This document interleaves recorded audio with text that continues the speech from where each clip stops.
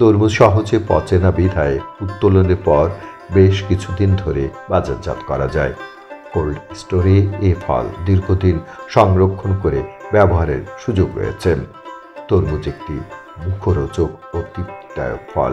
সব মানুষের পছন্দের তালিকায় তরমুজ একটি লোভনীয় খাদ্য।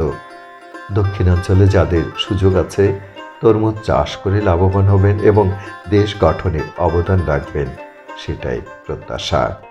বাংলাদেশের কৃষিখাতে তরমুজ এখন একটি সম্ভাবনাময় ও লাভজনক ফসল হিসেবে পরিচিতি পেয়েছে।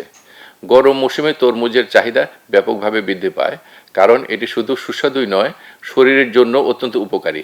পানি ঘাটতি পূরণ, শরীর ঠান্ডা রাখা এবং পুষ্টিগুণের কারণে তরমুজ মানুষের দৈনন্দিন খাদ্য তালিকায় গুরুত্বপূর্ণ স্থান দখল করে নিয়েছে।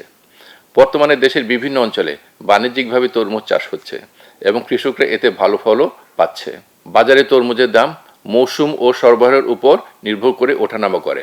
চাহিদা বেশি থাকায় সঠিক ব্যবস্থাপনায় এটি একটি লাভজনক ফসল হিসেবে বিবেচিত। তাই আধুনিক পদ্ধতিতে তরমুজ চাষ করে দেশের কৃষি অর্থনীতিতে নতুন সম্ভাবনার দ্বার উন্মোচন করা সম্ভব। আপনি যদি তরমুজ চাষ সম্পর্কে বিস্তারিত তথ্য আরও জানতে চান, তাহলে স্থানীয় কৃষি অফিসের সাথে যোগাযোগ করতে পারেন। এছাড়াও কৃষি তথ্য সার্ভিসের কৃষি কল সেন্টার নাম্বার 16123 এই নাম্বারও কল করতে পারেন। আমাদের কল সেন্টার রবি থেকে বৃহস্পতিবার সকাল 8টা থেকে সন্ধ্যা 7টা পর্যন্ত খোলা থাকে।